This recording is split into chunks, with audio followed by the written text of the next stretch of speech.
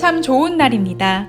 어스틴 주님의 교회 매일 말씀 묵상에 오신 여러분을 환영합니다. 말씀을 통해 샘솟는 하나님의 은혜를 경험하시길 바랍니다. 오늘은 어제보다 더 행복한 하루가 될 것입니다. 안녕하세요 성도 여러분. 10월 25일 화요일 말씀 묵상 시작하도록 하겠습니다. 오늘 함께 묵상한 말씀은 창세기 39장 11절에서 15절 말씀입니다. 다 함께 읽겠습니다. 그러할 때에 요셉이 그의 일을 하러 그 집에 들어갔더니 그 집 사람들은 하나도 거기에 없었더라. 그 여인이 그의 옷을 잡고 이르되 나와 동침하자. 그러나 요셉이 자기의 옷을 그 여인의 손에 버려두고 밖으로 나가매 그 여인이 요셉이 그의 옷을 자기 손에 버려두고 도망하여 나감을 보고 그 여인의 집 사람들을 불러서 그들에게 이르되 보라, 주인이 히브리 사람을 우리에게 데려다가 우리를 희롱하게 하는도다. 그가 나와 동침하고자 내게로 들어오므로 내가 크게 소리 질렀더니 그가 나의 소리를 질러 부름을 듣고 그의 옷을 내게 버려두고 도망하여 나갔느니라 하고. 아멘. 오늘 이 본문의 내용은 사실 이 크리스천들에게 굉장히 너무나도 유명한 내용입니다. 하나님의 인도하심에 따라 요셉은 이 보디발의 이 종으로서 살아가게 됩니다. 그런데 그 와중에 이 보디발의 아내가 이 요셉을 유혹을 합니다. 함께 잠자리를 가지자고, 동침을 하자고, 그렇게 함께 죄를 짓자고 유혹하게 됩니다. 그런데 그 유혹이 한 번 하고 끝나는 유혹이었습니까? 한 번만 하는 그런 유혹이었습니까? 10절에 쓰여있기를 이렇게 쓰여 있습니다. 여인이 날마다 요셉에게 청하였으나. 날마다 유혹을 했다라고 합니다. 맞습니다. 유혹이란 이렇게 한 번 견뎌내면, 어떻게든 몇 번 견뎌내면 사라지는 것이 아닙니다. 유혹은 한 번 어떻게 견뎌내도, 두 번째 어떻게든 이겨내도 계속해서 나를 낚는 이 미끼처럼 항상 내 주위에 있는 것이, 그렇게 나를 공격하는 것이 바로 이 유혹입니다. 요셉은 그러한 이 여인의 이 유혹에 넘어가지 않았습니다. 어떻게 하면서 넘어가지 않았습니까? 요셉은 그런 유혹이 있을 때마다 항상 하나님을 기억하였습니다. 그런 유혹이 있을 때마다 항상 하나님을 기억하고 하나님을 바라보았습니다. 그때 하나님께서 요셉을 바라보는 것을 보게 되고 또한 하나님께서 요셉과 함께한다는 것을 알게 되었습니다. 그렇게 유혹 가운데 넘어가지 않았습니다. 그러다 오늘 본문의 내용이 시작이 됩니다. 보디발의 아내가 또다시 요셉을 유혹합니다. 자신과 동침을 하자고. 그런데 요셉은 이 유혹에 넘어가지 않습니다. 이 유혹의 자리로부터 피하게 됩니다. 도망쳐 나옵니다. 그리고 그러한 요셉을 이 보디발의 아내는 이번엔 고발을 합니다. 거짓말을 하면서 고발을 합니다. 요셉이 억지로 자신과 동침하려 하였다라고, 자신을 희롱하려 하였다라고 이렇게 고발합니다. 사실과는 정반대되는 이야기를 이야기합니다. 그러다 결국 어떻게 되느냐? 창세기 39장 20절입니다. 이에 요셉의 주인이 그를 잡아 옥에 가두니 그 옥은 왕의 죄수를 가두는 곳이었더라. 요셉이 옥에 갇혔으나. 억울하게도 요셉은 옥에 갇히게 됩니다. 의를 지키면서 경건하게 살고자 하였더니 박해를 받았다라는 것입니다. 너무나도 요셉이 억울해 보입니다. 아니, 요셉은 지금 억울합니다. 그런데 주님께서 말씀하시기를 이러한 모습은 자연스러운 모습이다라고 말씀하십니다. 디모데후서 3장 12절 말씀입니다. 무릇 그리스도 예수 안에서 경건하게 살고자 하는 자는 박해를 받으리라. 아멘. 그리스도 예수 안에서 경건하게 살고자 하는 자는 박해를 받을 것이다 라고 말씀하십니다. 왜냐? 세상이 추구하는 바와 하나님께서 추구하는 바가 다르기 때문입니다. 죄인으로서 이루어진 이 세상은 악을 추구하게 됩니다. 하지만 그와 다르게 하나님을 닮기를, 주님을 닮기를 추구하는 이 그리스도인들은 경건을 추구하게 됩니다. 그러다 보니 가치관이 달라지고 목표가 달라지고 삶의 모습이 달라지게 됩니다. 그리고 이러한 다른 삶을 살아가는, 다른 삶의 모습을 살아가는 이러한 크리스찬들을 세상은 박해합니다. 경건하게 나아갈수록 더욱 박해하며 나아갑니다.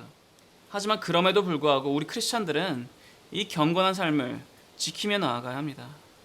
예수님께서 허락하신 의를 지키며 나아가야 합니다. 박해를 받을지언정 죄의 유혹에 넘어가서는 안 됩니다. 그리고 사실 우리는 이것을 알고 있습니다. 이미 알고 있습니다. 죄의 유혹에 넘어가서는 안 된다라는 것을.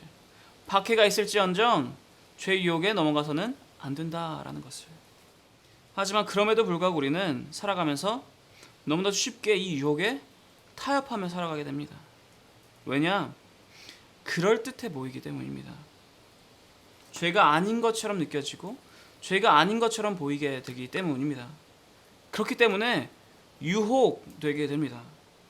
이 정도는 괜찮을 것 같은데, 이런 것은 죄가 아닌 것 같은데 라며 이 죄와 이 유혹과 타협하게 됩니다. 그리고 요즘 시대에 이렇게 우리를 유혹하고 우리가 타협하게 만드는 것이 바로 문화라는 것입니다. 세상은 말합니다. 문화가 너희들에게 예배드리지 말아라 라고 하지 않는다. 너희들에게 하나님 믿지 말아라 라고 하지 않는다. 그저 문화는 문화로서 즐기면 된다 라고 말합니다. 동성애, 이성관계, 성별에 대해서, 혼전순결에 대해서, 술, 담배, 유흥에 대해서 모두가 다 하고 있다라고 말합니다. 이건 그냥 문화인 것이다라고. 그냥 다른 사람들과 같이 즐기면 되는 것이다라고. 그와 함께 그냥 예배 잘 드리고, 그와 함께 그냥 교회 잘 나가고, 그와 함께 신앙 지키라라고 말합니다. 그런데 즐기지 않으면 어떻게 됩니까? 따돌리기 시작합니다. 박해하기 시작합니다. 공격합니다. 못 배운 자라고, 시리를 읽지 못하는 자라고, 꼰대라고, 그렇게 너만 별난 것처럼 행동한다라고 하며 핍박하고 박해합니다. 그리고 여기까지만 해도 크리스천들은 다들 동의합니다. 맞아, 문화라는 것이 우리를 그렇게 공격하고 있어. 그러한 문화 유혹에 우리는 넘어가서는 안 돼 라고. 박해받을지언정 이 경건한 삶을 지켜야지 라고. 그렇다면 여러분, 이제 곧 다가오는 할로윈은 어떻습니까? 이 할로윈이라는 문화는 어떻습니까? 여기에 많은 크리스천들이 멈칫하게 됩니다. 아니 그래도 할로윈은 좀 다르지. 할로윈이 처음에는 맞아 죽음 숭배하는 악령 숭배하는 그러한 것이었지만 이제는 다르지 않느냐라고. 이제는 아무런 해가 없는 문화 아니냐라고. 아니 누가 요즘에 할로윈을 죽음 숭배하기 위해서 즐기냐라고. 그냥 할로윈은 이제 단 하루 즐기는 문화라고. 예배에 지장 없다고. 구원에 지장 없다고. 이제 할로윈은 어린아이들을 위한 것이다라고. 어린아이들에게 할로윈 지내지 말아라, 즐기지 말아라고 하면 어린아이들 학교에서 왕따 당한다고. 따돌림 당한다고. 제가 최근에 이 할로윈에 대해서 조금 공부를 하였습니다. 좀 찾아보았습니다. 어떠한 날인지에 대해서. 그런데 알아가면 알아갈수록 마음이 너무나도 아팠습니다. 왜냐? 어린아이들 때문이었습니다. 그 어느 어린아이도 할로윈을 죽음을 숭배하기 위해서 즐기지 않습니다. 그저 이날 예쁘고 멋있는 옷을 입을 수 있기 때문에, 이날 많은 캔디를 얻을 수 있기 때문에, 이날 친구들과 함께 재미있게 놀 수 있기 때문에 이 할로윈을 기대하고 즐기게 됩니다. 그렇게 주위의 다른 사람들과 같이, 다른 세상 사람들과 같이 똑같이 이 문화를 즐깁니다. 그렇게 이 어린아이들에게 10월 31일 날 이 할로윈을 즐기는 것은, 이 문화를 즐기는 것은 일반적이고 당연스러운 게 됩니다. 그런데 이 아이들이 자라나면서 겪게 된 할로윈은 어떨까요? 언제까지나 코스튬을 입고 캔디를 얻는 그러한 문화 아닙니까? 어느 순간부터 할로윈은 캔디에서 끝나지 않습니다. 문란한 파티, 술, 담배, 마약, 가벼운 성관계 등 이런 것들을 즐기는 것이 당연한 자연스러운 문화가 되게 됩니다. 그때가 돼서 문화 즐기지 못하게 하면 된다고요? 그때가 돼서 이러한 문화들 당연스럽지 않은 것이다라고 말하면 된다고요? 20년에 가까운 삶을 이 세상의 문화에 스며들어 살다가 이제서야 대학교에 들어오니까, 아니 나이가 좀 차니까 이제서야 그러한 문화 즐기면 안 된다, 그러한 문화와 같이 하면 안 된다라고요? 전 너무나도 많이 보았습니다. 이 문화라는 것 때문에 믿음이 흔들려서 고통 속에 몸부림치는, 고통 속에 울부짖는 그러한 청년들을 너무나도 많이 보았습니다. 그 어느 문화도 우리에게 하나님을 믿지 말아라, 예배드리지 말아라 라고 하지 않습니다. 하지만 그 문화에, 그렇게 가벼워 보이는 그 문화에 스며들게 되고 그것이 나에게 일상이 되고 일반이 되고 당연한 것이 되면, 그렇게 문화에 삼켜지게 되면 어느 순간부터 나의 시선은 하나님을 향하지 않습니다. 이 문화를 바라보게 됩니다. 세상을 바라보게 됩니다. 그렇게 세상의 눈치를 바라보게 됩니다. 박해받기 싫어서, 왕따 되기 싫어서. 로마서에 이렇게 쓰여 있습니다. 너희는 이 세대를 본받지 말고 오직 마음을 새롭게 함으로 변화를 받아 하나님의 선하시고 기뻐하시고 온전한 뜻이 무엇인지 분별하도록 하라. 아멘. 그 어떠한 문화도 가까이에서는 안 된다라는 것이 아닙니다. 철벽을 치며 나아가면 된다라는 것이 아닙니다. 경건하게 즐길 수 있는 방법을 구하라라는 것입니다.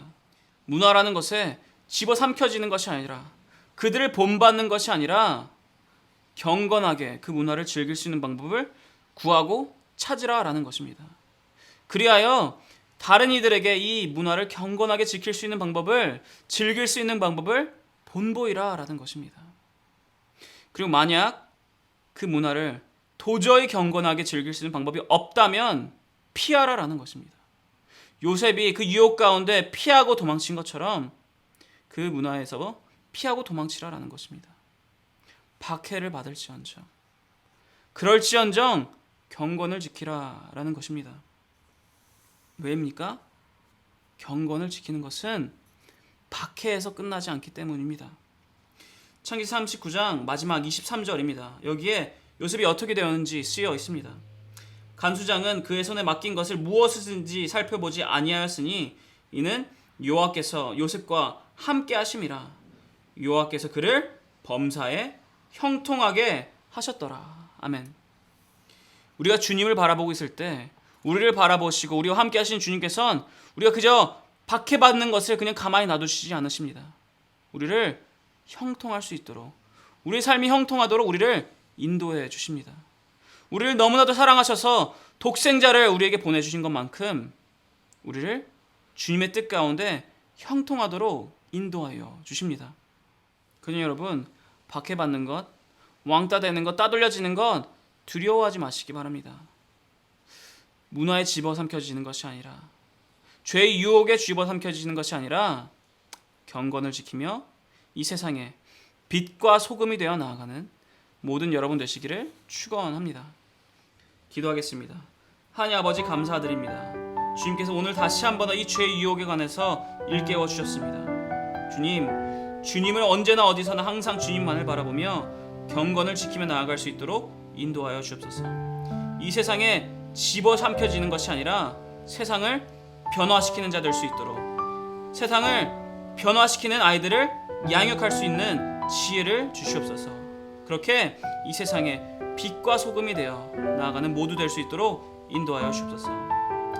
감사합니다. 주님, 우리를 너무나도 사랑하셔서 우리를 항상 이끌어주고 인도해 주심에, 우리의 삶에 형통함을 주심에 주님 감사드립니다. 이 모든 기도 살아계신 예수 그리스도 이름으로 기도드렸사옵나이다. 아멘. 화요일 기도 제목으로 기도하기를 바랍니다. 첫 번째로 다 함께 기도하였으면 하는 것은 온라인 훈련 과정과 모임을 위해서 기도해 주시기 바랍니다. 온라인 모임에도 동일한 하나님의 은혜가 있을 수 있도록, 온라인으로 드려지는 훈련 과정을 통해서 모두가 더욱더 하나님과 가까워질 수 있도록, 그리고 하나님께서 인도자들에게 영으로 충만케 하시도록 기도해 주시기 바랍니다. 두 번째로 기도하였으면 하는 것은 화요 중보 기도 모임을 위해서 기도해 주시기 바랍니다.